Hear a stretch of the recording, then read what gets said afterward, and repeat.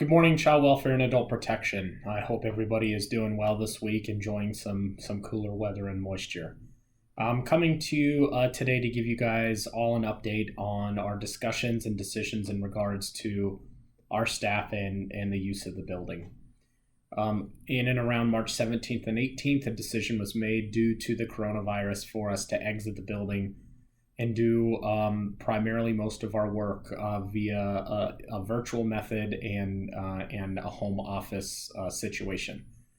We reconvened shortly after July 4th and felt that given the nature of the virus and where everything was at, and to the credit to all of you, making the adjustment, doing so very seamlessly and with great effectiveness, we decided soon after July 4th to just stay the course where we're at, use the building as needed, and move the decision 60 days down the road. So here we are. I want to first off say thank you to all the staff that reached out to me, reached out to your supervisors and managers to give feedback on this really, really important decision and how we're going to move forward. And so we have made a final decision, and Tracy has approved that we are going to continue with our work from home directive. Case managers, supervisors, and managers are still able to use the building as needed. If supervisors and managers feel a performance issue needs to be addressed with more office time, that will definitely be a collaborative discussion between staff and their supervisor and manager to make sure everybody is safe. But if we feel that there is a performance issue that can be addressed with some more office time, the building can be used in that fashion as well. If we feel that staff are starting to use the building more and we are reaching in and around a 20% capacity, at that point we will get everybody together in leadership, child welfare, and adult protection and figure out an actual schedule. So at this point, we are not going to write out a schedule for when people are allowed and not allowed into the building. Now, that may change per team if teams decide they want to start using the building more. And certainly in adult protection, it was discussed with your area being certainly more confined if Shannon and Candace need to get together and make a schedule. They certainly have the permission to do that.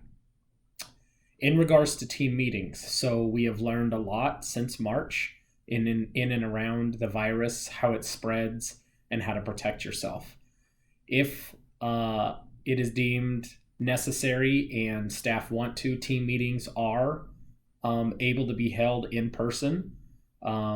We would like those to be held in an outdoor venue if at all possible.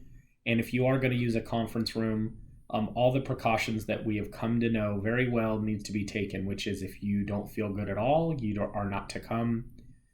Masks need to be worn as you're walking to any conference room when you're using the building, and 6 foot of social distancing needs to be used.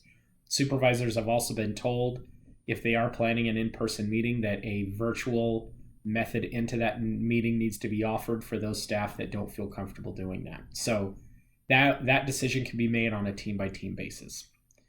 So that's where we're at. We are going to do this again for another 60 days, and we will review this decision mid-November to allow for more data to be looked at and just the overall picture of how the virus is behaving and how it's impacting our community, our teams, and everybody in and around it. The last thing I just want to say is, without a doubt, the lens of keeping staff safe and ensuring that staff are going to be healthy, as we absolutely still believe that the biggest asset for families to become safe and stable and successful in this community is a competent and confident and healthy staff. So that's where these decisions lie. I welcome any comments, questions, dialogue. Please direct them to your supervisor, manager, and certainly myself if you have any further questions. So that's it for me this morning, folks. We'll continue as we've been doing it. You guys are doing an amazing job. from birth all the way to end of life with child protection, adult protection. We are an outstanding staff. You guys have outstanding supervisors and managers that are helped leading the way, and I just couldn't be more proud to be your guys' director. Have a great day. Stay warm. Let me know if you guys have any questions. Bye-bye.